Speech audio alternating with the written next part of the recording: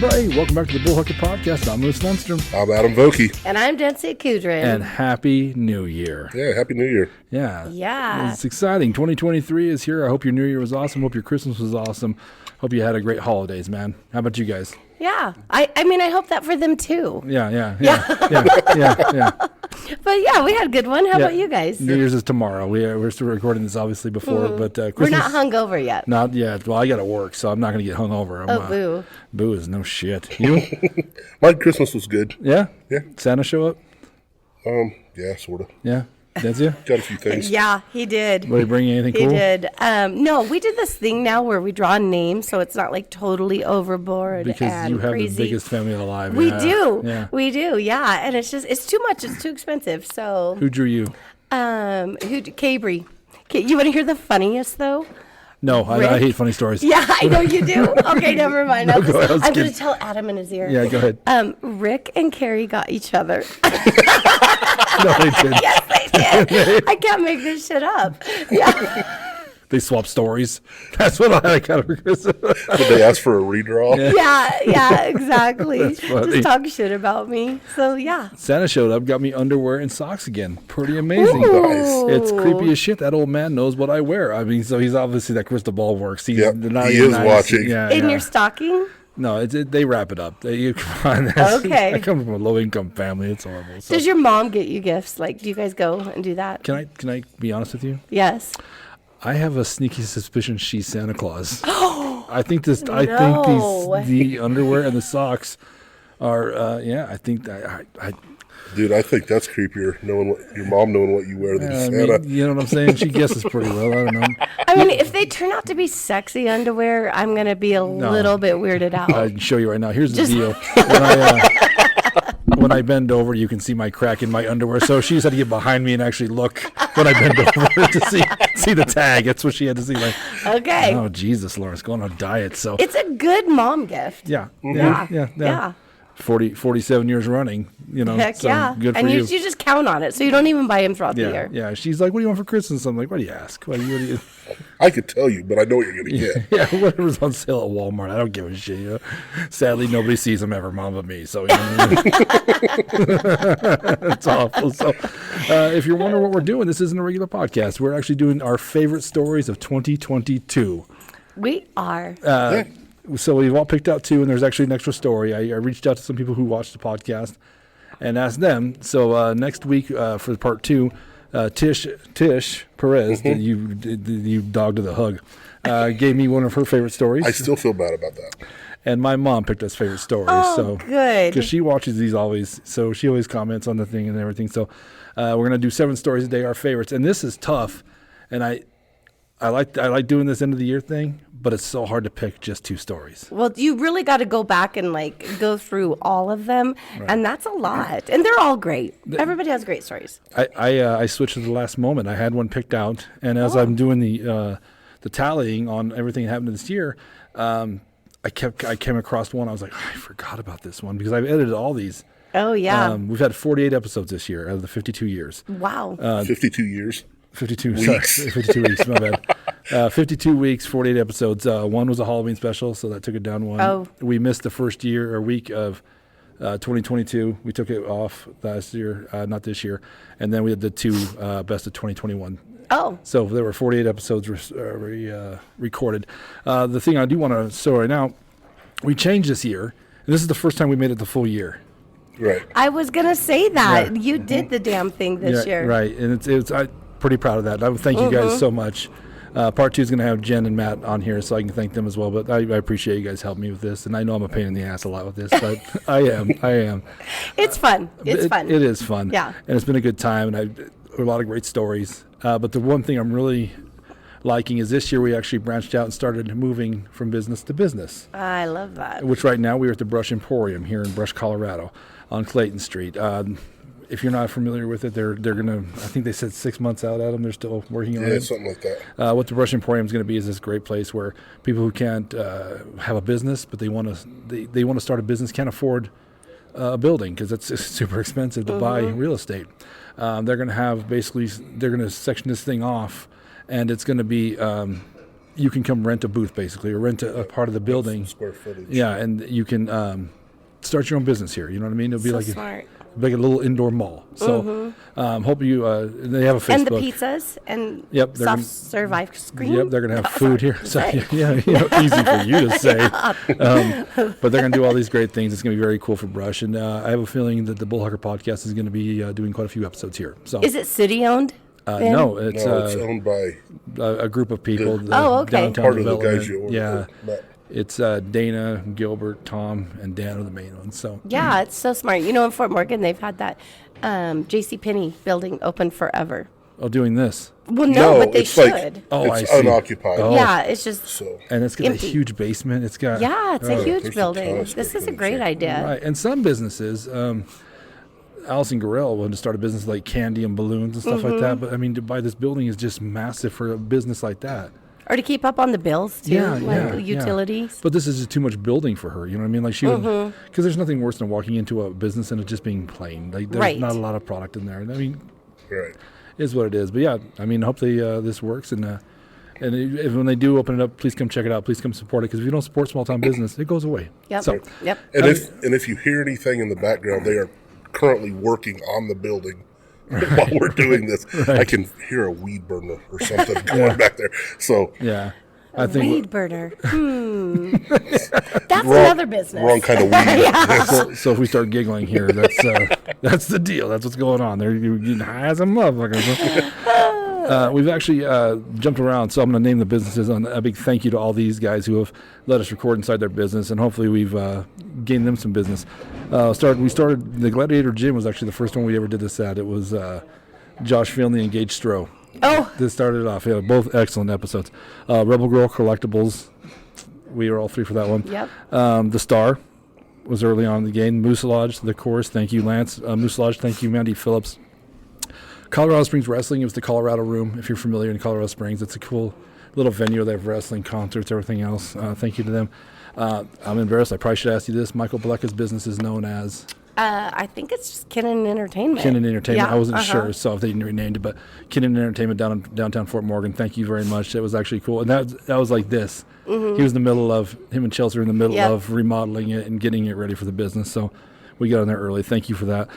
The Brush Chamber of Commerce. Obviously, we've been there a few times. Thank you, Matt Gordon. You're the greatest, man. Country Road Vines and Wines. One of the funner places to go. Yeah. We're gonna have to actually get back in there some more. So and by far the nicest people to deal with ever. Agreed. So. Yeah. What's going on, guys? DeRoche Contractors, you and I did that one, and actually one of the stories from today comes from there. Yep. Yeah, it was a good, so thank you, Lindsay, for hooking us up with that. The Hall. The Hall was fun. We did 3 podcasts down there, and Adam and I were 0-9. All 3 people kicked our ass at the Hall. Well, you guys suck. Right. It was so bad. It was so bad. The Addie's Bar in Akron, Colorado. Sorry. Akron, Colorado. If you've been down there, check it out. They do great lunches now. It's a patriotic bar. It's for veterans, I basically. love that. Yeah. Connie Ray, who was one of the only. There's been 5 of us do the podcast all year, plus Michelle Staley and Connie did one apiece, but she's a veteran. And actually, nice. one of her stories made the second part of this. So thank you, Connie Ray. You're the best. The Club Tap Room. We've done a ton at the Club Tap You Room. have. It's been fun. I like the Strohs. It was good for your Halloween. It was good. Yeah. God, Christine did a good job with that, didn't she? She It was did a lot do a of good fun. job. So thank you so much, Club Tap Room. Gemma's in Akron. Gemma's it's the hotel on the east part of town. East side of town. And they got a little conference room in there that's awesome. It's got nice. pool tables and stuff for kids. And if you want to have like parties, whatever, you can get online for that. They're pretty great. Brush Art Center. We've done quite a few out with Robert Gifford. Thank you, Robert Gifford. Such a cool little place, downtown Brush. Make sure you check them out. Show them some love. Once again, you don't support these things, they go away. Brush Emporium, where we're sitting today. Thank you. The 4 people I named earlier. You guys are all great. City Barbershop. Right across the street. You and I were the first ones to do that one. So Carrie Anker, one of my favorite people to be on this podcast, and in general, she's great. And Big Johnson Construction. Last but not least, thank you, Adam, for That's a lot. 18 Good job. 18 places. So, and Wow. we're going to do it again next year. I've had a lot of people say you should just be in one place, and you should just come in here and do it. And I've had a few people, and I like doing this. it's kind of a pain in the ass. I was going to ask you, but then you wouldn't have to take down, set up. True. But then again, you don't get the different backgrounds. Yeah, you don't get yeah. the different places. And I do like to support small town business, and I do like to. I think it's cool if you watch the videos, you actually get to watch and see where we're at. There's been a lot of cool background. So thank you to all those people. Do you want to start talking about podcasts now, or do you guys want to get straight well, into I don't know. I mean, statistics? what do you have other things you want to say? I do wanted to say, like, all the stuff that he listed is on the website. Yep. Click on the as seen on the podcast. I was on the website earlier this week and clicked on there. That list is huge. Yeah. It's that plus. Well, there's some other stuff on there What's too. that plus if people have their side businesses Right. or whatever. Yeah. If you came on the podcast and you have your own business, we put a link to that on there. We try to link up everything. So if you like Adam, thank you for saying that. If you get on the podcast, anybody you see, if they're interesting to you or their business is interesting, get on the podcast, like he said, under the As seen on TV. Yep, as seen on the YouTube TV. All right. Well, you want to do the statistics after or before? Don't matter to me. Come at us. All right. Let's hear it. All right. Statistics. Well, let's do the podcast first. Okay. Because we will get into it. So we have 7 great stories. Now, these are I say our favorite, but man, I have some honorable mentions that didn't make the list. There's been some good ones. I'll do my honorable mentions in part 2 since we're doing the statistics on this one. But I think we picked some pretty good ones. So here we're going to have fun doing this one. The first one, my mom picked one. I picked one person, Tish Perez, like I said, picked one last month, or for next week. Mom picked this one. This one shocked me. Her favorite episode or story was Flashing on I-80 by Lacey Storner, episode 72. Really? Right. So here we're going to go. We're going to go check this out and come back here. Moving my sister to Nebraska. We're coming home with a load. It's at midnight. My brother-in-law, Ben, he's sleeping in the back seat. Well, we happened to pass this truck, and my sister, I told you, got transferred for Viero, and this is a Viero truck. And my sister's like, oh, I know them. So anyway, he's, like I said, Ben's sleeping in the back. We're flying like 80 miles an hour to try to catch this Viero truck. It's midnight. We roll up on him, and we see that there are 2 guys. So being the wild, crazy girl I was, I decide I'm going to flash them. So we roll up next to him, turn on the dome lights. I flash the 2 boys. They swerve, almost wreck. Leslie slams on her brake. Ben wakes up in the back. He's pissed. He is screaming at us. What are you 2 doing? Why are Lacey's boobs out? Why did I just see that? Oh. Anyway, we go home on Monday. My sister calls me and she's like, hey, I know somebody who wants to take you on a date. And I'm like, no, absolutely not. You set me up with guys who are married, guys who have, girlfriends with meth. Like, I don't want anything to do with your dating party. Well, anyway, she says to me, it's so cute. He thinks your name is Beth. And so I said, no. And he's like, my sister says he's going to marry you. He says that he's going to fight for you and marry you. And I'm like, who is this guy? Right. And she's like, Justin Starner. And I was like, I don't know a Justin Starner. And she says, yes, the guy who answered the door at the girl's house. And I was like, oh, you're kidding me. Anyway, this was when text messaging was very first a thing. Okay. So I was like, all right, he can text me, but he can't call me. So he sent me a text 20 seconds later that said, what's up? So we talked all week long because I was on my way to Vail for a work conference. And when I got back, he was going to take me on a date on Friday. Well, I was supposed to call him when I got home because he lived an hour and a half away. So I get home, take a shower. I call him up thinking I've got an hour and a half to do my hair, do my makeup. 10 minutes later, he's knocking on my door. That shit was waiting at the Walmart parking lot for me to call him. So he comes in, he tells me I have to stay the night because he worked, in Morgan the next day. And I was like, well, that's fine, but you got to sleep on the couch. So anyway, he stayed the night. He never left. We were engaged 18 days later. Wow. He was a stranger. I knew him from nothing. Engaged 18 days later. I said to him, did you ask my dad? Did you ask my dad if you could marry me? He hadn't even met my dad yet. So I made him go next door because my dad was next door and ask him. And my dad says, you guys have only been together like 3 weeks. And I was like, well, actually, that's 21 days and we've only been together 18. And then we were married 4 months later. So that was Lacey Starner, episode 72, Flashing on I-80. That was, the whole episode is pretty great. She's a good storyteller. She was a good That was a storyteller. lot of Very fun. involved in it, and I love that. Yeah. Right. And that was actually one of my honorable mentions. I mean, it was by a hair, she didn't make this episode with the Johnny Peaches, but it was actually not Johnny Peaches. It was named Our Imaginary Characters Hereditary. Yep. Yeah, and both were excellent. So thank you, Lacey Starner, for doing that. That was a lot of fun, especially with her sister Moon. Lacey goes off on like ADD squirrel shiny shit stuff. Like that story's she like talks 30 like a huge circle with 5 different offshoots that all tie back to one spot. Eventually you come back, but you're not sure when or how that's going to work out. Right.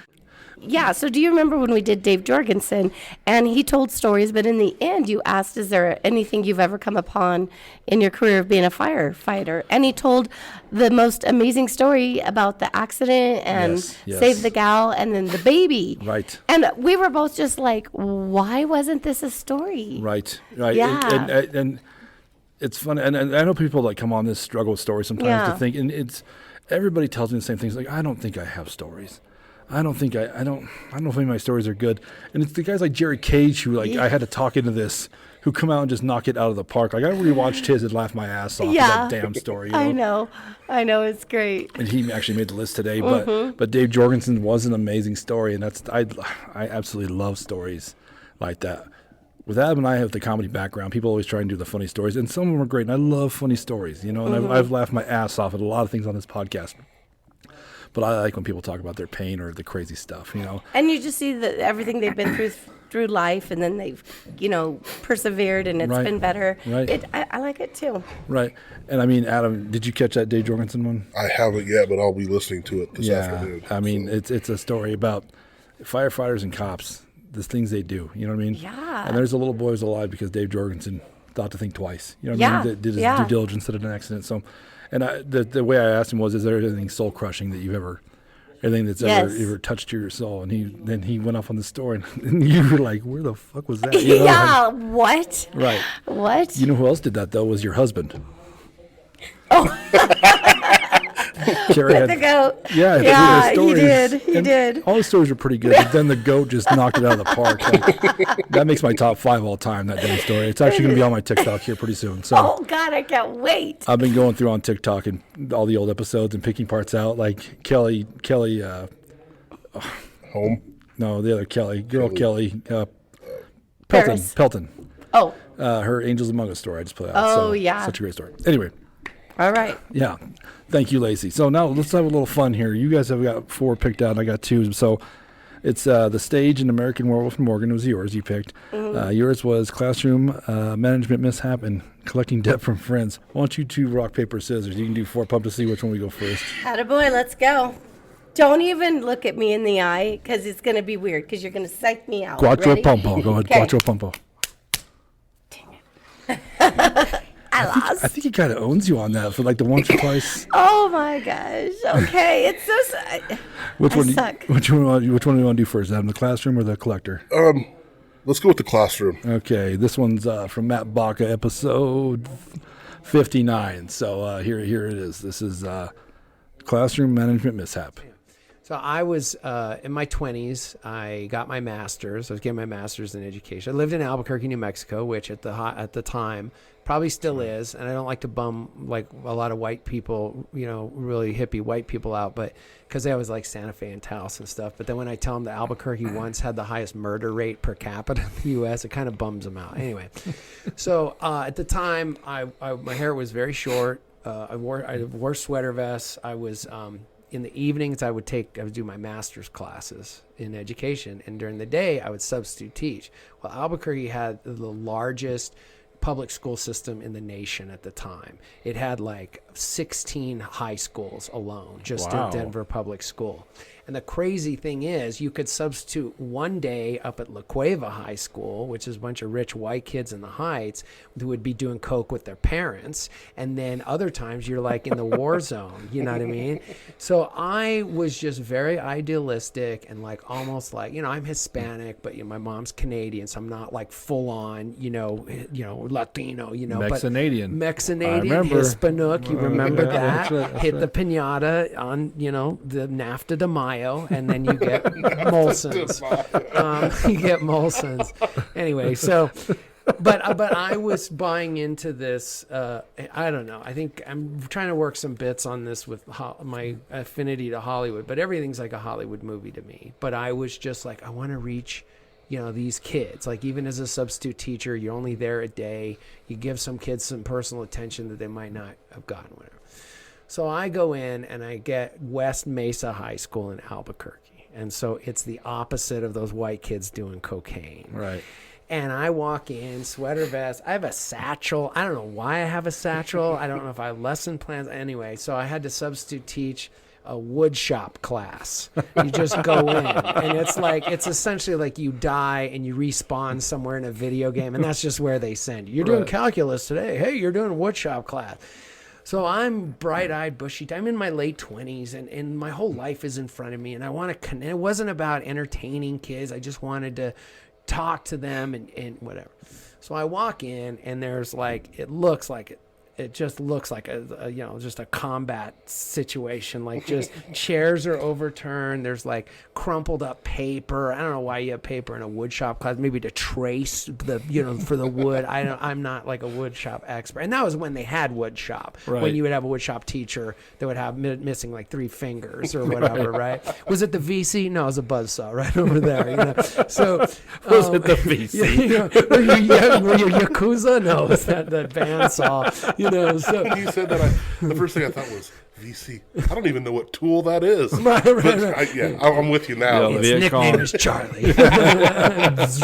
so I walk in and it's just trashed, and it's all it's all these really I could say Hispanic, Latino, Chicano, real dark skinned kids. Right. And I'm like, and I got the lesson plans.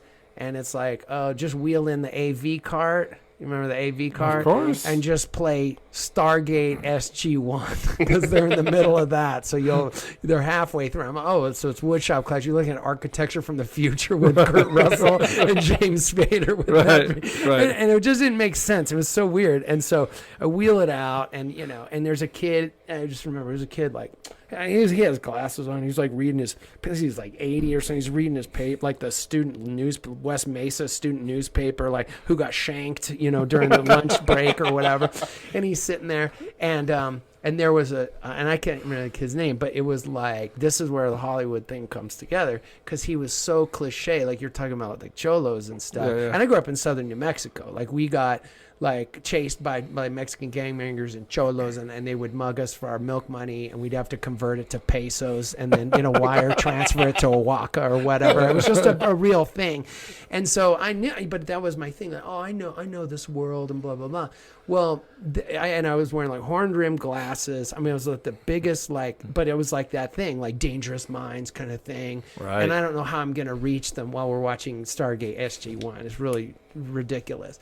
So there was some guy, I don't know, Tuco, let's call him Tuco, and he's like, Tuco, this is his prequel. Tuco's, his prequel to how he got there. But wife beater, and I know that's not politically correct, but that's what it is. It's just undershirt.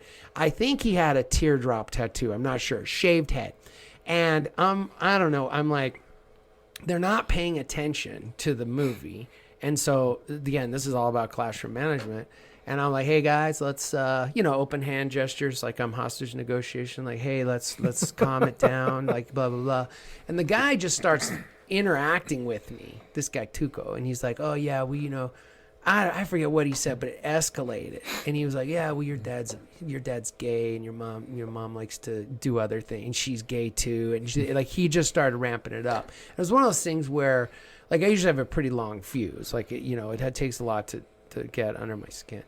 And he just kept going, and I forget what he said, but I snapped. At one point I said, you know what, you're acting like a real dick. And the whole class, like you could hear like the record skip. And then it was like Stargate, like stopped, got paused. No, but before, because there was all this paper, and he went, and this is very like, if you ever seen Blood In, Blood Out, like prisoners, and they're spitting their loogies and stuff. And this kid just disrespectfully, he went, and he spit this loogie like right in front of me. And I'm like, I was like, you need to pick that up. And he goes, not sachet, because cholos don't sachet. But you know what I mean? But he gets up, and he takes one of the crumpled pieces of paper, and he scoops it up, and he shoves it in my face with it like dripping. And I was like, throw it away. And he throws it away. And then and then that's when I say, you know what? You're acting like a real dick. And that's when everyone, and this kid, so anyway, you go, dick. And he goes, what'd you say? And I go, you're acting like a real dick. You know what I mean? And he goes, and I think he did like this, like where cholos or fighters would do that, where you just right misses you. Yeah. And you can feel the hair, the stubble. They try to make you flinch a little bit. Yeah. And he goes, I'll kick your ass, essay. And I was like, I think I said like after school. I forget what I said. It was stupid. And he goes, after school, essay.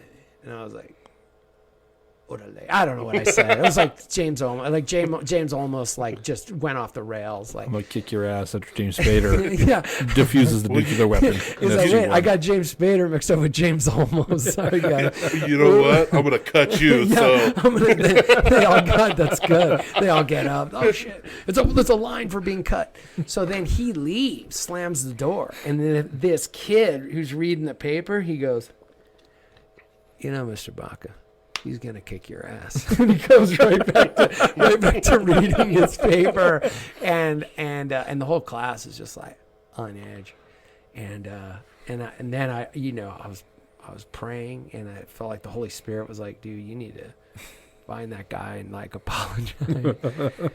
And I was like, yeah, and then it was like after one of the periods, maybe fifth period, he was hanging out there by the class, and I went out there and I just apologized. I said, hey, Tuco, whatever his name, I'm really sorry. It got me upset when you said my dad was gay and, and glory holes and stuff like that. You know what I mean? And he's like, and he didn't say, oh, I forgive you. But then we did like that cholo shake, and then we hugged. And that was it. I got the hell out of school and never went back. So that was Matt Baca, one of our favorite comedians that's ever been out here, though. And he came out, why was he out here? He was speaking at MCC. Chloe, your daughter, called me and wanted to, we hooked him up. He's a great storyteller. He is. He's awesome. Yes. The one I would have picked, that's a great pick. I really did like all three of his stories were great. The drug story was good too, about tripping on the magic mushrooms or whatever he was on. The girl that pees on him in the story. It's fucking great, man. But such a great story. I totally had the one that he picked as the Bullhucker. Which one? With Matt, the classroom one. Oh yeah. Yeah, I thought it was the Bullhucker. I was like, I don't know. There's no way that one's true. Right. Like it was just so much. Right. And then when it ended up, it was not true. So when it ended up being true, it was even better. Right. Even I was better. like, Right. that's. How many times on this podcast have you guys been on here where the most outrageous story you're like, no, dude, and there's been a few times. We'll get into that a little later, but great episode, Matt Walker. Thank you so much for doing this, man. It was good to see Matt. Yeah, it was good. Since we have such a history with that guy, so hope you're doing well, Matt Walker. I love you, buddy. All right, so then, so I'll go with you now. Okay. Let's do. I'll do 4 pumps since you're Rock, here. paper, scissors, shoot. Got it. Ready? Okay. Got it! Yes! Oh my God, put that in your stats. All right. The Stage and American Wolf Morgan. Well, so I picked 2 Cage stories because the Cage brothers are just so funny. They talk so much shit about each other, and I'm here for it because they love each other, Right. but the whole time they just talk shit. And so I love that. Which one do you want to hear first? I think I'm going to go with American Werewolf. American Wolf. What was that the name? American Werewolf in Morgan. Yep. Werewolf in London, yes. Morgan. I'm sorry, in London. I said how it's really supposed to be. Right. It's in Brush. Right. And that was episode 76. This is Sherman Cage. So here American we go. Werewolf in Morgan. So it was probably around late fall, early winter, so September, October-ish. And I had my Jeep, and I was coming back from Brush. I was dating a girl in Brush at the time. And so I was on my way back from Brush. It was probably midnight, 11:30. Didn't have my top on my Jeep. I'm just cruising, having a good time. So that big turn right between Dodd Bridge and Barlow Road. Okay. That last big turn. And so I'm sitting there and I'm driving. I'm just cruising along. There's really not a whole lot of traffic. So I see this other car pulled over. And so I was like, I'll just pull over and help him. I pull over. And next thing you know, he's like, dude, you got to come look at this shit. And I'm like, come look at what? And so we step in front of his car. And no bullshit, man. There was this 6'7", 6'8", hairy ass werewolf looking. It looked like a wolf, but he had the extremities of a man. He had 2 legs and arms. And I'm like, what in the fuck, man? This is crazy. Right. So I'm sitting there going, I'm not going to get too close because if this thing comes alive, man, we're both in trouble. Right. So I get back into my Jeep and we start to pull off, and I go about maybe 20, 30 yards past it. And I look in my side mirrors and I see it get up. And so I pull my Jeep over and I look back, and this thing jumps up on its feet, takes off running down those hills, and then hauls ass into those trees. And then no bullet. It was the craziest thing. And then the bark or the howl, whatever the hell you want to call it. Right. And then it vanished. And so that guy was still there, and he was like, "Did you just see what the hell I just saw?" And I was like, "Yeah, man. I don't understand what the hell just happened, Right. but this happened." And so it's kind of a short story, but And so every time I go past that turn now, I'm looking into that grove of trees over there by the river, and I'm just like, "Son of a bitch, you got to be in there," you know. And so Was then it standing on 2 legs? when it got up, it was standing on 2 legs. And it ran away on 2 And it legs. took off on 2 legs. And this thing had hair like yours, long hair, all over its body. Like a Bigfoot. Like a Bigfoot, and it's like, or werewolf or whatever. It was just, like I said, it was just, I didn't really get a good look at its face or what it was. It was just like, holy shit, this thing it's big, it's hairy. It's like I said, it was like 6'7", 6'8". It was huge. Wow. That is Probably weighed wild. like 380 pounds. This thing was just massive. And it was just laying there like it probably got hit or something. Right, you know? right, And right. So every time I take that turn now, and then there's been several times where I've walked the trail, the nature trail. Right. And I get a little etched out around that area when we get deep into that area. So So that was Sherman Cage. And dude, I picked that one for the Bullhucker. I thought that for sure. I thought I caught him on something on that one. You did. When he said he was pulling off and the guy said something to him after he pulled out. I can't remember exactly what it was, but that was actually a true story. But also when you go back and look and watch it, it's crazy because he, I don't know, just look in his eye, you can tell he saw it. Like, Could you see like my face the whole time I was Yeah. just in it, and I'm like, Yeah. it's true. It's true. Yeah, it's a crazy great I story. talk about it still a lot, like Really? when we're out like driving or something. Like we were coming back from Nebraska for Thanksgiving, Right. and I told Carrie about it, and I said, "It's true. Like, what is it?" So Right. you just mind really wonders what was it. Right. See, and I wasn't here for that one, but I listened to that episode, and I picked that one from the Bullhucker. You did too. Yeah. Did you really? Yeah, because of the same reason that Larry did. I don't know. It's just, I don't know. You know how I walk that line between I don't believe in ghosts and blah blah blah, but I don't believe in Bigfoot. Right. I want him to be real. Let's put it that way. Yeah. Right. And all that cryptozoology and skinwalkers and all that. So, but I was like, yeah, that wouldn't happen around here. I'm not saying it wouldn't happen know. somewhere else. I just think it would happen here. See, to me, it was like such a crazy story that if you're going to do a Bullhucker, and if you're like, yeah, so anyways, I was just sitting outside having a cigarette. Here comes an alien, probes me, and I'm like, whoa, what happened? I'm in a Saturday Night Live skit. And I was like, okay. But to me, you could tell he was in it. Right. And he was like reliving it, and I was in it. I knew it. I was like, it's true. Yeah. Yeah, it's crazy. The alien, plus you tell him, like, I don't know about Earth customs. Here's how we do it. First something goes in the butt, then we smoked a cigarette after the butt stuff's done. So, but it was a great story Sherman told, and he's a pretty good storyteller too. And he is. The Cage Brothers. I work with Jerry, so they are. They're great, dude. I All think- in. And I just met Jerry when we started working. I met him before. I didn't get to know him, but I worked with Sherman, so I would kind of wonder what the bullshit was there. So, all right. So you guys got to pick one of each. So I'm going to pick one now. I picked two real serious ones. You like those. I do. I like when people talk about their pain or the crazy shit that happened to them. I love Right. that. I think that's so great. So the first one I'm gonna pick is A Real Peanuts Christmas with Cruz, which is, by the way, his legal name. So crazy. So you guys check this one out? Yeah. All right, let's go and let's check it out here. All right. Well, this one's kind of a downer. I don't know if you guys ever had a parent that was addicted to a certain drug, and I mean just flat out hook, Like- line, and sinker. I mean it was No, I mean, alcoholism kind of runs in the family in certain times, but nothing hardcore like Well, that. my real dad. He was a heroin addict, Okay.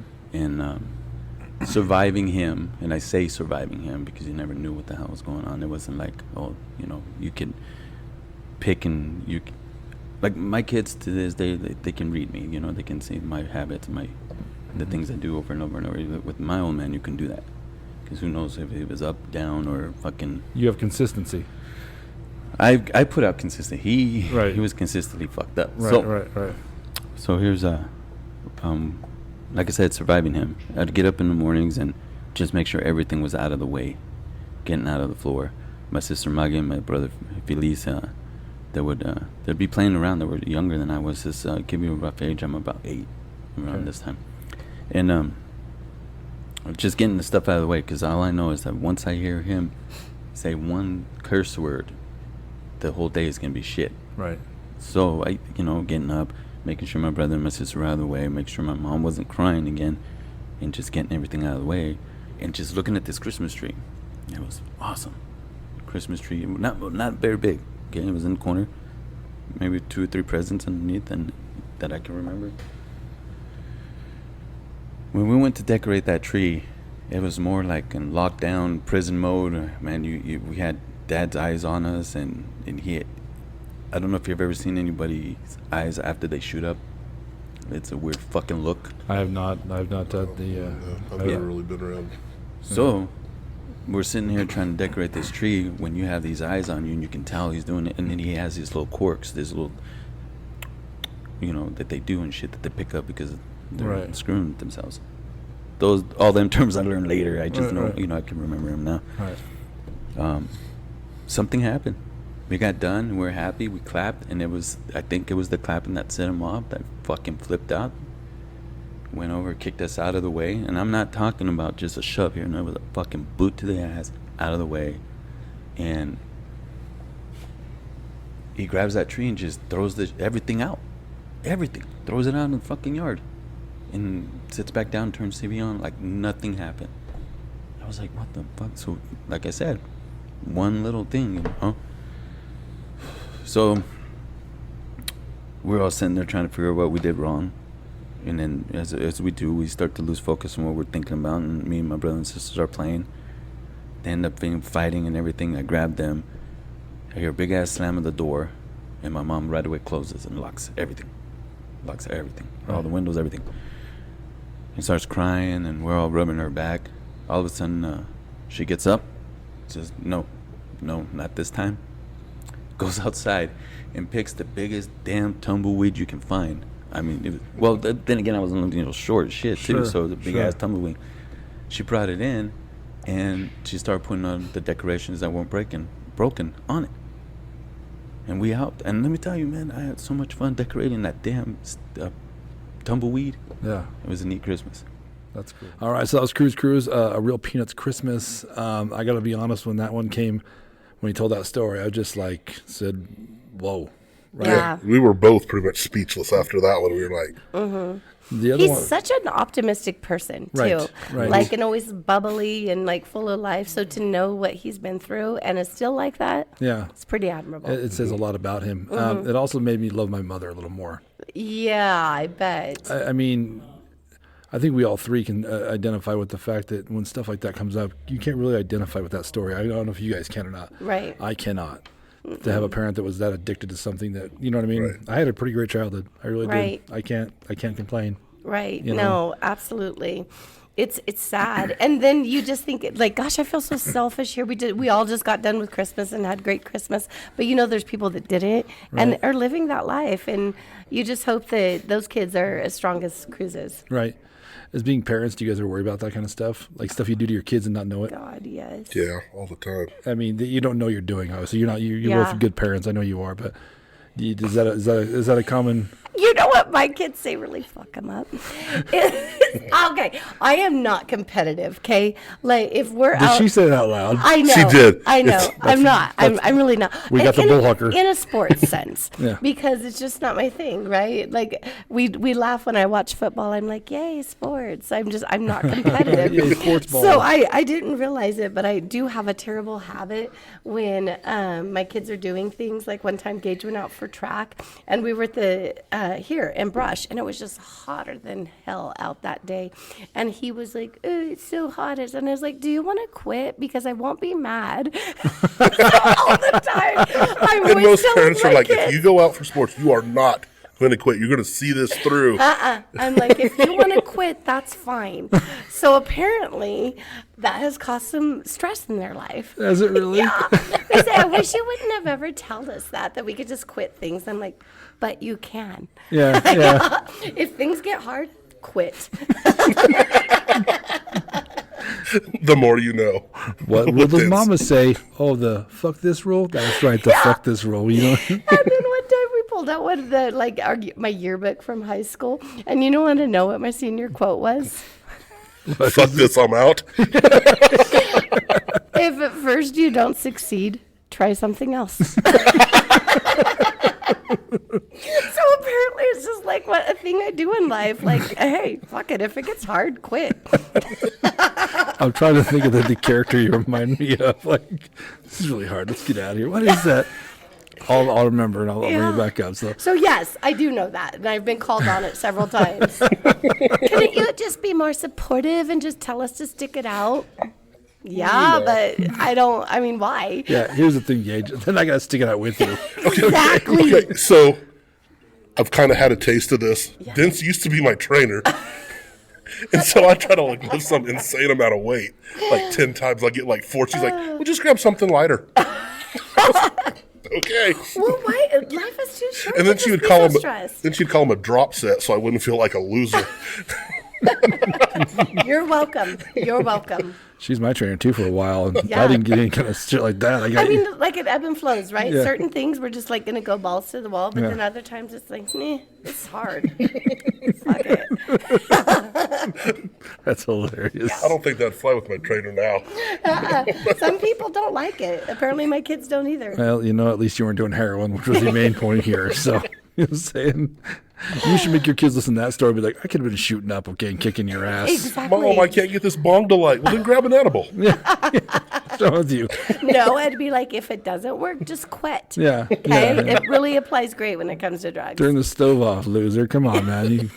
You make a shit junkie, boy. Okay. So that was a Real Peanuts Christmas, episode 77 with Chris. Chris, thank you for doing the podcast, man. It was awesome. Good job.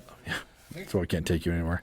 All right. You guys going to do the paper, rock, scissors one more No, time? she can go this You just time. want to go? Ooh, Okay. okay.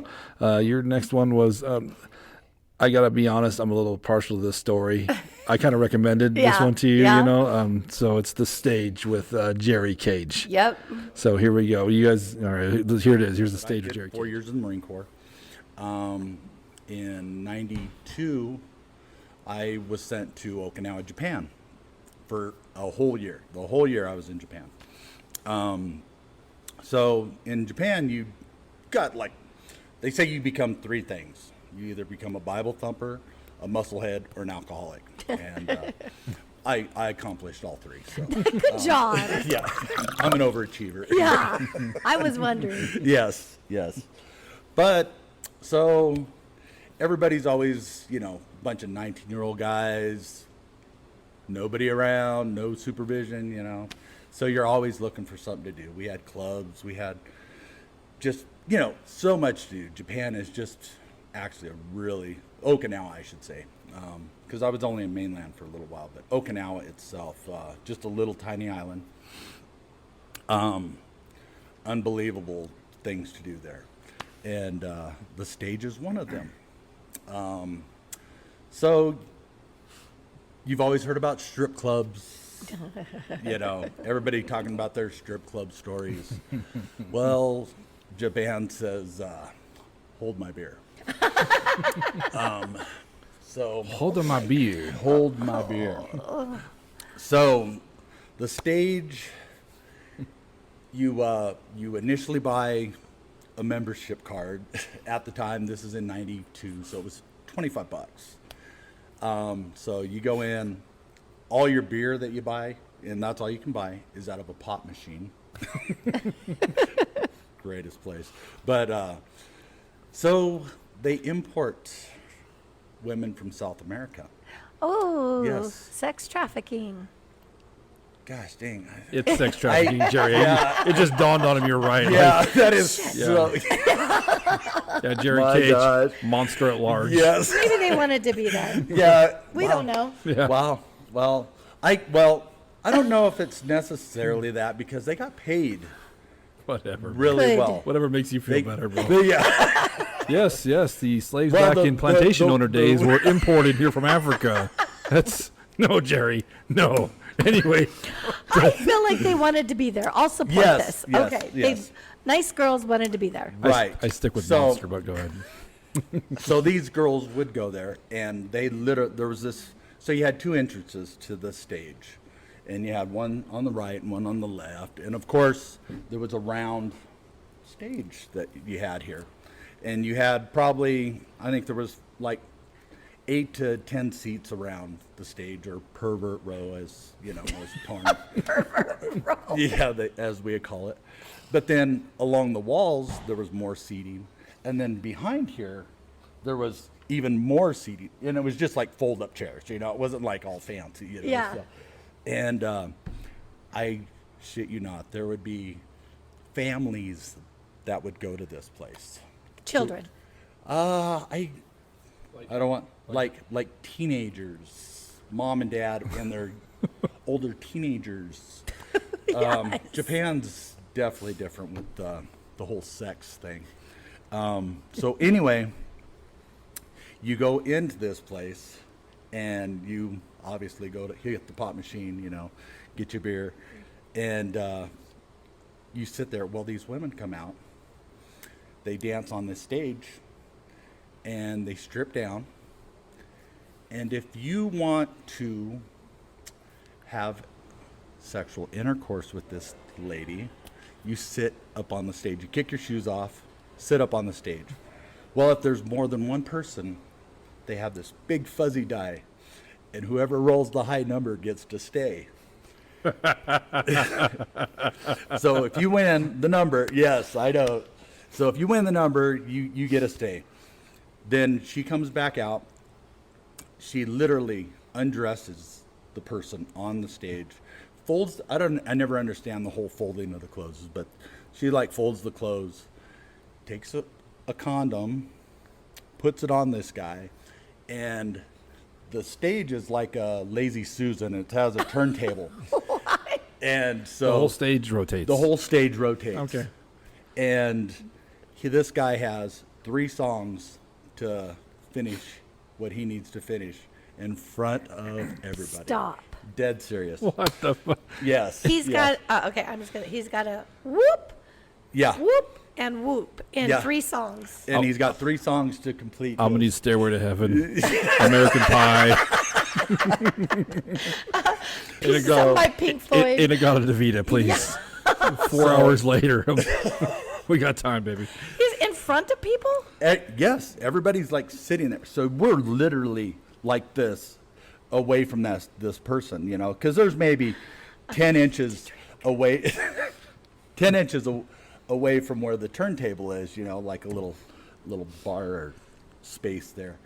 And the best part is, I had a lot of friends that were the black, and they're getting up there and they're saying, "Oh yeah, wait, you know, I'm gonna, you know, Yeah. this big black guy, I'm gonna tear it up and blah blah blah." And but before they do that, they have to hit the pop machine about 7-8 times, and then by then they're having problems with their little soldier getting it, and so they're coming around. And don't get me wrong, some of them are pretty endowed, but if they can't Yeah. stand at attention they're not going to get no. This doesn't happen. What does So- she do? She's so- just like, come Oh on, yeah, you can she do it. she helps. She's over there she's doing her thing, working. You have too much soda. Yeah. No, they're Spanish. They're from South America. Oh. They're not from Japan. But as the table's coming around, and you can't be like loud and belligerent, you know. No. So it's really quiet. It's so strange. No, I but get as, it. I mean, why would you in such a class joint? You know? Right.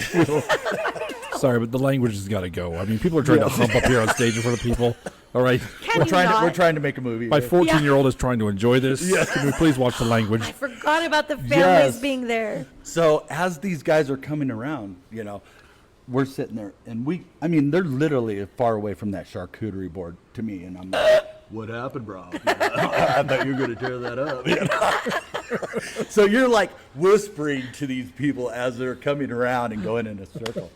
Craziest thing. And then there's even a halftime show. So Halftime show. yes. It keeps getting better. So they have a mama-san. She's Oriental, and she actually has a little totem pole dildo that she goes around to the guys that are sitting at the table just exclusively for them, and they get to partake. Or you could do the change. She'll take a penny, a quarter, a dime, nickel, Cheap. and shake it around, and you guess whichever, you pick a coin, and she'll spit it out. Wait. Wait a minute. A magic trick. She takes all the change, puts it in there, and you're Yes. like, I'll have a quarter, please. Yes. But maybe, it's a nickel. Is that what we're saying? But it's never the nickel. It's whatever coin you pick. If you pick that coin, What? she will spit that coin into your hand. Okay, let's be honest. That takes skill. I never It's had a very vagina, skill. but I would imagine That's I don't. Good for them. That is talent. so. And then she would like blow kisses. And, it was quite the experience. So, Am I just, what, blowing kisses? Like, what is that? like? Okay, all right. So that was Jerry Cage in the stage, dude. That Love it. that was right out of the gate, Yes. and that's the first time we were at Country Road Vines and Wines, and we'd all got a little tipsy that night. By Yeah, the way, we did. You can tell. We did. But that was the beginning, so we weren't too bad by Right. then. Could you imagine if you told it at the end when we've had some more? God. Yeah. The part where my favorite part of that podcast, that story, is where you call him out, Dencia, on he's talking about the girls, and you're like, so the sex trafficking, and he's like, Yeah. Oh. and I'm like, yeah, Jerry, it's sex trafficking, because you can tell it just dawned on him. Like, had you brought that up to him, that stage, Exactly. It's the early 90s. We didn't talk about that shit, okay? I met his wife at Bobstock this year, Oh. Felicia. What's up, Felicia? And it's funny that she was still mad about that story being She told. was? I don't think she dug that at all. Stop. She didn't think it was don't funny. you dare tell the stage story, you know. And I don't think they were together even then. Maybe they were since high school. I guess. Yeah, they probably were. They were. together in high school? Uh-huh. Well, yeah, they had their son in high school. Oh, I didn't know that. Yep. Yep. Jerry. Mm-hmm. Irresponsible. I think it's so funny. And, I talked about it in the podcast how my nephew, he went overseas. Well, he was in the Navy. And it's super common over there, all of that stuff. But in my mind, I always just go there and I picture it. And I'm just thinking of the pressure those people must be under to do that, in front of everybody. My dad. That's a lot. My dad likes to tell sex Vietnam stories. Yeah, he's told me a few, and I go, dude. Dude, stop. You're my dad. I don't want to know. They call me Papa San, bro. And yeah, it's a true story, yeah, guys. So Dad's like, I like it when you call me Big Papa. Song. Yeah. you ever have the Oriental son? It's good. It's like, Dad, stop, Dad. Oh. So but I think in the middle, especially like in Vietnam, Yeah. That's how they get that money. Yeah. Yeah. When you call them out on it, the look on Jerry's face is like, oh shit, that's probably true. Like, Well, now I feel like an asshole. yeah, what did I contribute to? But later in that story, when he said they got to go back home with like $60,000, Vince was like, "Oh, so they got to go home? Oh, maybe not." Yeah. Okay. I mean, it's probably legit. That's just being released from your captor, is all that is. Exactly. And then it was like the rainbow at the end of the story. Oh, she lived a happy life. Yeah. Only a few diseases, money to take care of it. Yeah, maybe. Yeah. Well, no, they put a condom on. That's true. That's She true. strapped it on him, dude. That takes a lot of courage. I couldn't do it, man. Not, No. Yeah. Yeah. I don't even like the girl to be there to see it most of the time. You know what I'm saying? Since she has to be, I'm like, this show's not great, by the way. Lights off. That's right. I'm gonna make a lot of promises that I can't keep. Okay, just so you know this is gonna happen, And it's over. Yeah. And I have some kind of weird sexual Tourette's. Like, I'm gonna say some weird shit. I don't know where it comes from. I'm just saying. Sex with Big Papa, grain of salt. Okay. You're not Papa San. I'm not Papa Yeah, San. that did it. I'm spawn of Papa San. I think I told you about this before, though, right? Remember, Mom told me that he came back and said that he had a child over there. And I asked him about it. He's like, I never told her that. And I go, why would she lie to me about that? Like, Right. So I don't think there's a chance I'm not the oldest. I'll just leave it at that. I really hope that happens for you sometime in life. You meet. Could you just see like a version of Larry, but like a different. Half the size. Yeah. Yeah, with a little bowl haircut with full hair. And as I say, what the fuck? He goes, what the fuck? We both say at the same time. That's horrible, man. That's horrible. Cut that out.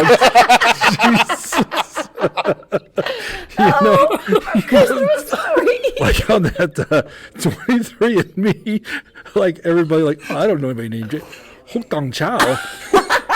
Brother. What does that mean? I'll be like, hey, Dad, I got some bad news, man. Oh, God. Good stuff. Please, Lord, let it happen.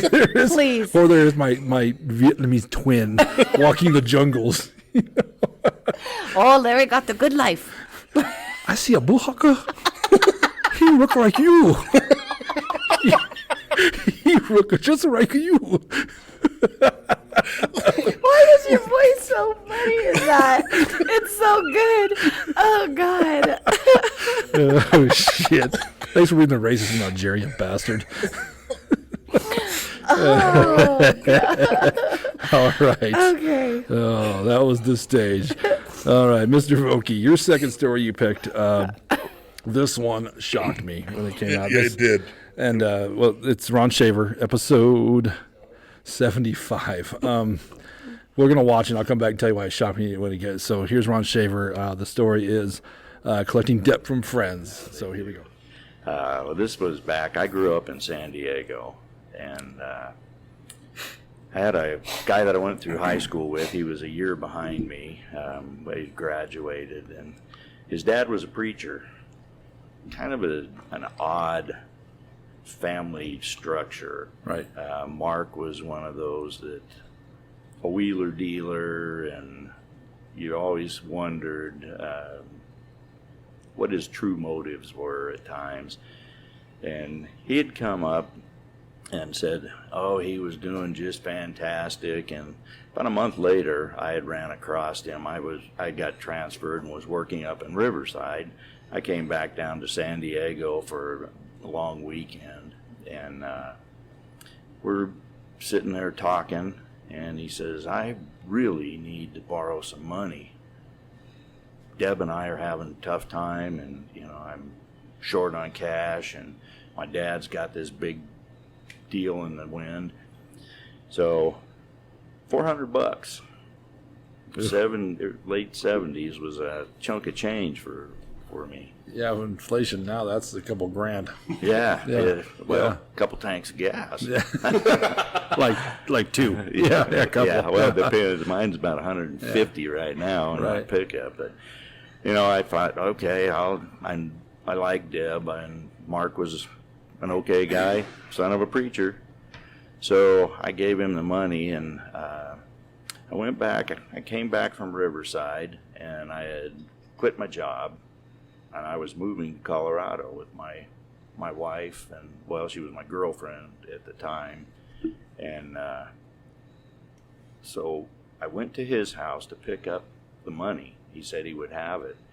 And as we were sitting there, shooting the breeze, having a beer, and all of a sudden somebody busted in the door, and about 5 guys came in and stuck guns to our head. Oh my. Yeah, it was pretty traumatic. And they pushed me into the first bathroom right off the living room, and they had Mark going through all of his stuff in the house and wanting all this.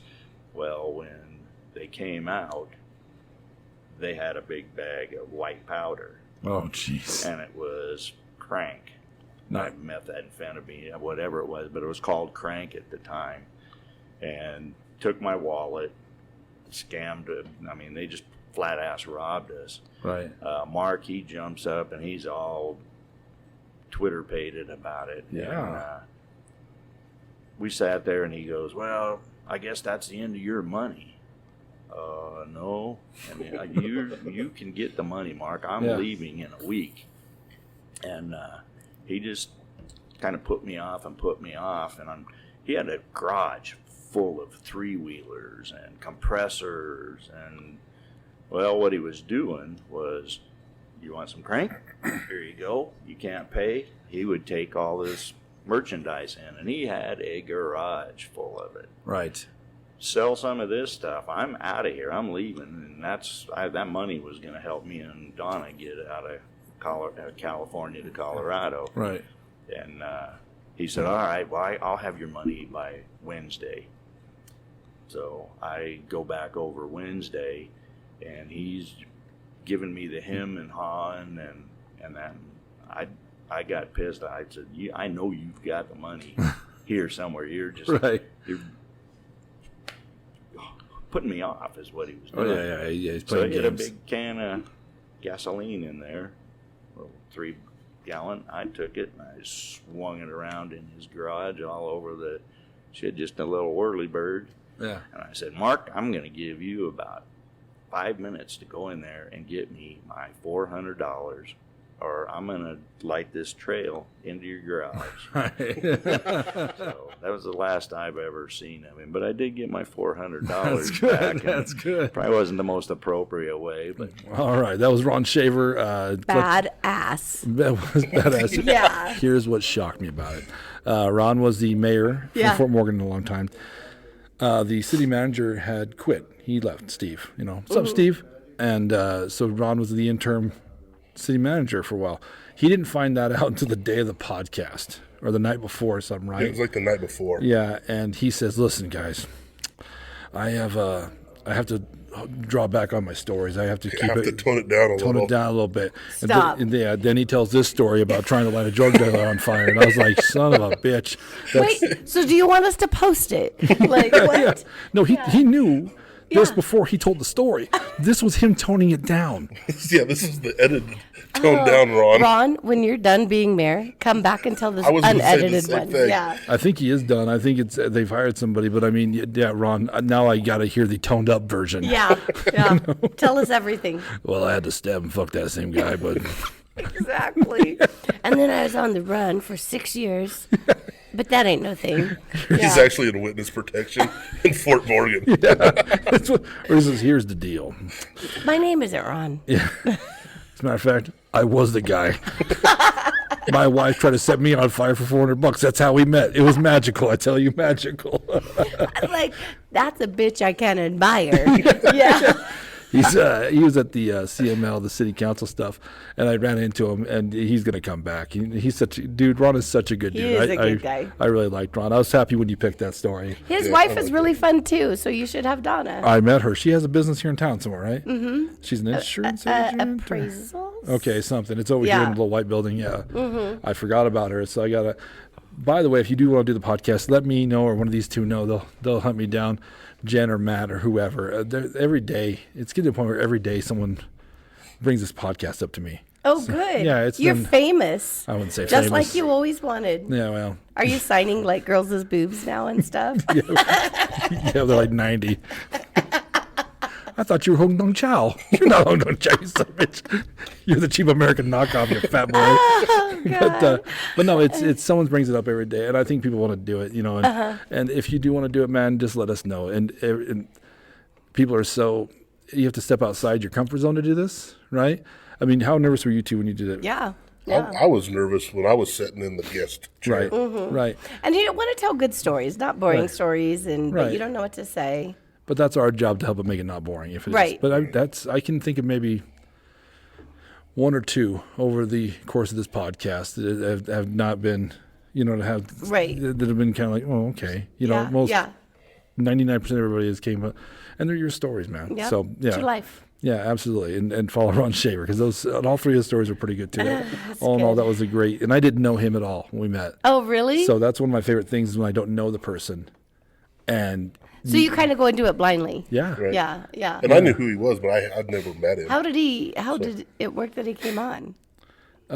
Christine Casto, our podcast pimp. That's yeah, she is. and I'll tell you, we're going to do an honorable mention for you too after this. But yeah, so Ron Shaver, that was a great podcast. We're going to have you back on one of these days, bud, for sure. Because like I said, I want to hear the ramped up version of your crazy shit. So, all right. That was collecting deaths from friends. So we have one more story for me. This one was added last because I forgot about it. We're You did? This is the one you forgot about? We're going to do statistics. I'm going to name off how we've all guessed in our records and all that. And as I'm going through every podcast and I'm doing the little hash marks and figuring it out, this one came across and I was like, holy shit, how did I forget about this story? This next story is from Alyssa Anderson. The story is I Told You She Was Evil from episode 73. So here, check it out, and then we'll come back and talk about it. So I was about 10 years old when my parents got divorced. My dad started dating our hairstylist. Nice. Yeah. Everything was going good. We went on a trip to Florida, went to Disney World. It was a big old happy new family. Nice. And I noticed she's giving me some weird looks. Like, what is this lady's problem? Like, every time I look at her, she's just evil eye. Was it your hair? Well, she was my hair. Yeah, probably. Okay, maybe. Okay, Yeah. all right. So, come back, and I'm telling my mom, weird interactions on this trip. They end up getting married like 2 months later. After the wedding, we all go back home, and I'm down in my bedroom, and she comes down there, and she's like, I'm your mom now. You need to start calling me mom. Ugh. Like, we literally just left the wedding. I'm like, yeah, no, I have one mom. I want my mom only. Right.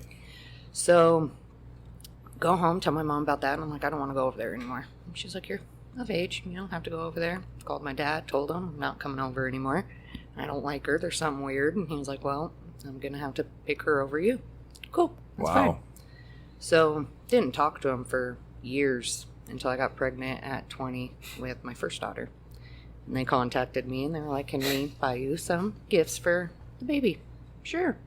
They spent all kinds of money, bought me all kinds of stuff. And they were like, we just want to be a part of the baby's life. All right, well, we'll see how this goes. Right. So, introduced him to the baby, let him see her. Well, then I noticed she was telling my daughter, Grandma loves you, blah, blah, blah. Well, you're not Grandma. Right. So I expressed, please stop. She wouldn't, so stopped talking to him again. My little sister got married a couple years ago, 7, 8 years ago. Go to the wedding. My dad's part of the wedding. Introduce him to my other daughter, but I didn't introduce him as Grandpa or my dad or anything. Right. So fast forward to a couple years ago, and get a phone call from my little sister doing school supply shopping with my oldest daughter, and it's Dad just passed away. Oh no, I'm sorry. And he always had heart problems. He was a lineman and got shocked when he was younger, so he's always had a bad heart. And she's like, pretty sure he had a heart attack, fell, hit his head, and passed away. How many years ago was it? 2017. Oh, so pretty fresh. Yeah. So, pretty upset about it. Go home, tell my husband, and my daughter's like, wait, you have a dad? My youngest one. I was like, yeah, you've met him before. I just never talked about him. Right, right. So, I'm sitting at a friend's house a couple days later, get another phone call, and it was murder. It was a homicide. Oh my God. I'm like, how do we know that? And they're like, the coroner just opened the bag, and there's a bullet hole. It was murder. Oh my gosh. Where they in the chest or? One in the head, and then we later found out one in the back. Oh my gosh. So I go home, telling my husband and my kids, this is what's going on. We go to the funeral. There's a couple people acting pretty weird, though. Tell my mom, stepmom did it. Watch her. So the whole family is watching my stepmom. And sure as shit, she's being really weird. Wow. Arguing with my little sister over the video montage they made because my mom's picture was in it, my picture was in it. Causing a big old shitstorm. Right. So everybody's just watching her. Even after the funeral, we know this lady did it. So this was in August on Elvis's, the day of his death that he was killed. Like the Elvis? Yeah. Okay. And my dad was a huge Elvis fan. Oh, okay. Wow. Huge. Cool. So leave the funeral, boom, my stepmom starts selling everything. Everything. My little sister goes over there and she's like, I just want his Harley. Oh, I already sold the Harley. Your dad sold it a couple months ago. My sister's like, what? It's like, yeah, he couldn't ride it anymore because of his heart. Sure. Harley's gone. Sister thought it was a little weird, told the cops, he used to have this Harley. Well, everything out of the house gets sold. Everything. All his Elvis stuff. Like, my little sister has to break into the house to steal stuff to have of her dad's. Sure. So, we get a call in, I want to say October.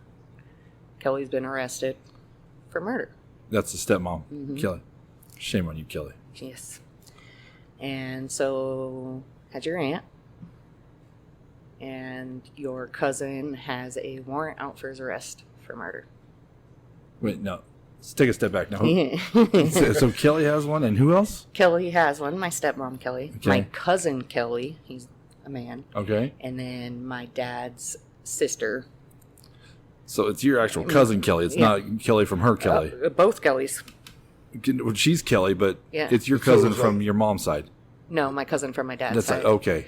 His mom Okay. is my dad's sister. Okay. So, And then confusing. My Okay. stepmom, my dad's sister, and her son, my cousin. there's warrants out for all of them. Yep. Okay. So 2 get arrested, the 2 females. The guy's on the run. He's been in prison since I could remember, in and out, attempted murder, all kinds of drugs, all Right. kinds of stuff. So they end up putting out a bulletin for him. This is who we're looking for. My dad worked in Sterling Prison as a counselor there. And all kinds of people were showing up at the other bar here in town where I worked, telling me, your Right. dad was a great man. I can't believe this happened. Sure. We're talking, and fast forward in about a year, and we have court. My aunt rolls over on everybody and says, this is what everybody's part in this was. You're not my cousin. She tells everything, so she pleads to 30 years for first-degree murder and conspiracy to commit first-degree murder. Oh, shit. And then her son, Kelly, first-degree murder, conspiracy. He tells on himself, tells everything. Wow. Also, he doesn't get death. He's facing the death penalty, so he spoke up, so he didn't receive death, just life. Right. So then here comes my stepmom's, and she's innocent. She didn't do anything. And it was a 3-week trial of a lot of very interesting things, text messages, the whole planned out murder. Right. Pictures. Apparently, they'd been trying to poison my dad for a good year with his own heart meds, and it wasn't working out for him. He was tougher than they thought. Yeah. Good for him. Yeah. And they were told he only has a year or 2 to live by the doctors. So, why they couldn't wait out is beyond, we don't even understand. But Right. so they do tell us everything. We're seeing pictures. My cousin laid in wait. My dad came home from work, shot him in the head. He was still alive. Oh, fell man. down, shot him in the back. Oh, man. And I'm then sorry, Alyssa. took off running with my dad's briefcase. And that briefcase is what put my stepmom in prison for the rest of her life. Had a check in it that he had text messaged her about. I have this paycheck in the bag. It's going to be on the kitchen table when you get home. Right.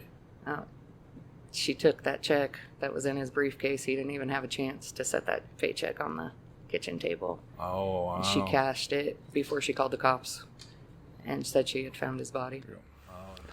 Wow. All right. Yeah, that one was I Told You She Was Evil. Now, this one, I want to bring up this.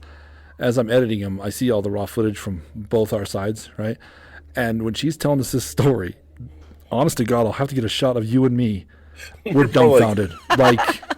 like Adam's mouth is full, gaped open. Like, He just has drool coming down. He can't even swallow. my eyes are this big, and I'm just like, holy shit! Like, I can't believe she told us that story. Alyssa Anderson, first of all, massive props for telling that. That's what a crazy story to tell, and such a personal story. That's the thing about those stories too, that you know they're true, because sometimes they're just so crazy and so out there that it's like, why would somebody make that up? You know what I mean? And then like their body language and like you can see it in their eyes or their hair in their voice. That, you know it's real. You know it's real. And that she had to deal with that. Quick side note, with the cruise crew story, I remember telling him, like, if this is not a true story, I'm going to have Adam drag you out back and kick the shit out of you. Because that's... I said that to you during your dad's story. Do you remember that's that? Right, that's right. I was like in tears, and I'm like, if this is like false, I'm going to hate you because it's so much tugging at my heartstrings. Actually, that was the other one Tish picked to have on this podcast. Was yours? Yeah. She picked two. I'm going to put the other one on. So, but the look on Adam's face and my face was just like, holy cow. And once again, I don't want to use the word great story, because I mean, what a lot of pain comes along with that. You know what I mean? And Alyssa Anderson seems to be pretty tough. Pretty thick-hide. You know what I mean? So, just wow. I was just blown away with that story. So, Alyssa Anderson, all I'm gonna say is thank you for coming on and telling us that story. Yeah. You know, wow. that takes a lot of guts, a lot of courage. So, Stories. 7 great stories. I want to thank you guys again for doing this with me. Thank you for hosting. You're doing so good. I'm so proud of you. Yeah. Well, and 100's coming up, and I'll talk to you about what we're gonna do. We gotta get Get drunk. Well, you are gonna get drunk. He keeps telling me, man, Dennis wants to get drunk. I don't know about doing that. Okay, I'm growing up. I am almost 51 years old. I can behave. Fucking quit. Just quit. You've been wanting to get drunk on the podcast, or you're finally going to get drunk on the podcast. Right. It's going to be so much fun. Right. It's going to be fun, especially what I have planned. So, but we'll get into that a little later. Okay. That's the 100th episode. This is episode 97. Really? Oh, we're so close. 98 will be part 2, and then the guy we did up at the Hatchet House, Ken will be 99, and then our 100th episode's coming up. So wow. We'll plan on when we're going to get together and do that here pretty soon. And it is exciting. It is. Would you ever imagine? No. Because what number were you guys? You were 50. I was 50. He was 25. And you were 25. You were 6? I don't remember. Yeah, something Did you like do that. twice? No. Mm-mm. Just the once. Yeah, just the once. So, no, it's been fun. It's been, this is a hobby. Everybody asks, did you make money? No, I don't make any money at this. And I don't plan to. But if you want to sponsor, I can make money. Yeah. I mean, I'm all about that. You can pay me in bottles of Jack Daniels. So, all right, the statistics. So, all right. I got to be honest, these statistics, I was shocked at a few of them. Absolutely shocked. Okay. So, but I'm going to get into the fun part real quick. We had 48 episodes, okay? I broke them down like this. 26 of them, 54% of them, were an absolute tie. That means that one of us guessed right and one of us guessed wrong. Oh. So almost half the people only fooled one of us, right? Wow. Hall of Shame, 6 people this year got beat by both of us. Really? And half of those stories were recorded at the hall. Yeah. But there's a little asterisk next to that, and I'll explain why here in a minute.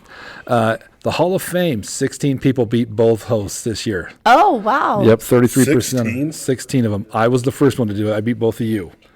And I couldn't, I was pretty shocked you fell for that. Paula Keefe was the second, Mandy Phillips, Gina Phelps, Terry Barton Gregg, Matt Baca, Rob Gifford, Jimbo Lucas, Rick Stroh, Christine Casto, Ron Shaver, Mickey Heisler, Jordan Phelps, Patrick Heisler, Nathan Tyree, and Jake Spoor. All beat both of us. And for winning, you get to come on again. Yeah. Hall of Fame, baby. Yeah. Matt Gordon, I counted twice that he changed his answer because I picked the one he wanted first. So he just spread it out so the host wouldn't beat it, or the guest would beat us, I think. So when I give you his record, it's probably 2 better. See, he said the right one first. Like, I think it's this one, but I'm going to go this one. Oh. So he changed it. So I think there should go with your gut. Yeah. So he, Matt. So Matt, that's the fun one. We'll do that one last. Okay, records. Now, here's the fun. Dempsey, you had the best record this year. Yes. Get it. I'm actually super impressed by the record you had this year. I was shocked. Really? I guess I won't quit. You had just quit. Are you can sure? quit that shit. Dempsey, you were on 12 episodes this year. Would you care to guess your record out of 12? Well, since you're impressed, 9. Your record is 9-3. Hey! Wow. So you guessed right 75% of the time. That's how I am, you guys. Yeah, shut Always up. on. Just quit. Here's where it gets shitty. Jen was number 2 at 40%. She's 2-3. And that's number 2. I think I only got like 3 right all year. So you guys suck. Don't get too generous, Adam. Okay, 2. I was third. I was 18-29. 38%. Sucking that ass. Matt was in 12 episodes. 12 episodes. He was 4-8. Oh, But wow. that could have been very 6-6 because there was 2 that I know he wanted to guess the same one I did, but he kicked my ass in paper rock paper He scissors. didn't do it. So he didn't do it. Yeah. So you're 4-8, Matt. 33%. Adam Vokey, This is Oh, God. you're 3-15. I was gonna say, but there should be an asterisk next to Lacey's because when she was writing it on the board, she's like, "Did I spell that right?" And I heard her say that, and I'm like, "I'm just gonna look for the name of the story with the biggest word in it," and it was inherited. So I went with that one, and I was right. No, it was Flashing on 80 was one story. The other story was one word, and the one was is our imaginary friend's Hereditary. Oh, And she's yeah. like, let me check the spelling on that. And I'm like, oh. I'm like, well, I know which one it is, and I'm going with it because I've been You sucking did. ass this year. So you do. You Yes, really do suck. I do. I It's should okay. be 2 You and quit. whatever. Don't quit. Then says kids, look, she's supporting me. She told me not to quit. Yeah. I mean, what makes you happy? What's Adam got that I don't got? The kids say. Poor stroke children. All right. Paper, rock, scissors. Oh, God. All right. Died. This is where I'm going to suck. Mr. Matt Gordon is the king of this shit, dude. Is he? He's 9-3. 75% of the time he beat me. Really For the good. for the first 6 he beat me. I was 6. He's 0. I'm 0-6 against that guy first of the year. I made finally a little bit of a comeback at the end and won 3 of them. He kicked the shit out of me at rock paper scissors. Number 2 is this guy. Oh, good job. 51%. I know. And because it's mostly against me. I lose every fucking I was time. 24-23. Really? 48 episodes, but since I was episode 50, I didn't rock, paper, scissors. So, yeah, I could have very easily been 50-50, but nope, 24-23. I have the winning record also for the second year in a row. Only one. Dicks. Adam Vokey's number 3, 8-10. You were close, man. It was Better than I thought I was. It was real close. So 44% of the time, you win at rock, paper, scissors. Dancia is in 4th place. Not bad, though, Dancia. 5-7. You're at 42%. Hola. So, Yeah. But you also just did 12 episodes. Adam's on 18. So, I mean. Wait, so what about Jen? Jen is the very last with 1-4. She's at 20%. Oh, she is down there. And Look at you doing the math. Yep. And then Connie Ray had guessed wrong on the episode, but won paper, rock, scissors. And Michelle Staley was the other one that just did one, and she guessed right on the episode and lost to paper, rock, scissors. So that's those. Now, 48 episodes. 48 episodes for rock, I know paper, where scissors. he's going with this. Now, we count every year. 4 pumpers versus Oh, 3 God. pumpers. Any guesses on what the split is from 48? Well, the way that you're gloating, I'm going to say 3 pumpers won. Did they? I don't think so because it's actually wrong. 3 pump. 28 to 20. 3 pumpers. 3 pumpers They at 28. did win. And 4 pumpers were 20. Here's the crazy part. At one point in time, it was like 15-15. Really? And I was sweating it like, son of a bitch, not again, not again, not again. But then at the end, it was like it was a run on 3 pumpers, man. So, Really? so 28 to 20 for 3 pumpers, 4 pumpers. I So, didn't think there's that many people that are wrong. I know, right? Right? yeah, I mean, you think the number would be way less than 20. So, but we're going to come on with 2023, baby. So Oh, here goes the back-to-back championship. So, those So are- last year, 4 pump won. Is that right? It won heavily, like 27-14. Okay. So I think Moose is screening the guests. That's what I Oh, was going here to we say go. It's like, too. I want to be on the shit. podcast. Yeah. Well, are you a 3-pumper or a 4-pumper? I'm a 4-pumper. Fuck yourself. Yeah. Go on whatever. somebody So, else's. We don't need you here. Here comes the herd. Here comes the herd. I'm good at making up excuses. I'm a Cowboys fan, for fuck's sakes. I'm a Bronco fan. We don't make excuses. We just full on admit we suck. No, it's a beating. So this has been a great year for the podcast. It has been a good year. And I'm You were looking- on top of it too. What do you like mean? always like having episodes out. You Oh, know, yeah. I think at one point we did it and they were said, "Oh, will it come out in a week or two?" And you're like, "No, I'm actually like 2 months ahead. yes, Yeah. that's what I was going to say like 6 And people weeks. hate that. So I'm trying to find the sweet spot. You know what I mean? 'Cause Oh. it's tough for people to wait because you want to see it. You Yeah, know what yeah, I mean? that's So fair. it's, I don't know. We'll see. But it takes so much to edit these things. And also if something happens or Right, whatever, right. it's nice for you to have them. To back up. Yeah, because right now we're up against the wall again. So I have 2 that we filmed at the Hatchet House. They're coming out. Juan Ayel is coming out and Ken's coming out. So, and then your nieces are going to be on next. Maddie and Allie Stroh. Oh, they together? No, Oh, they're both oh, going to do an cute. episode. And one of their boyfriends, I think it's Allie's boyfriend, Okay. is going to be on. So, and I have people from Sterling signed up to do it now. So Nice. that'll be fun. Andy Rice is going to jump in and help me in Sterling. So So you got to go there. yeah, it's an old face.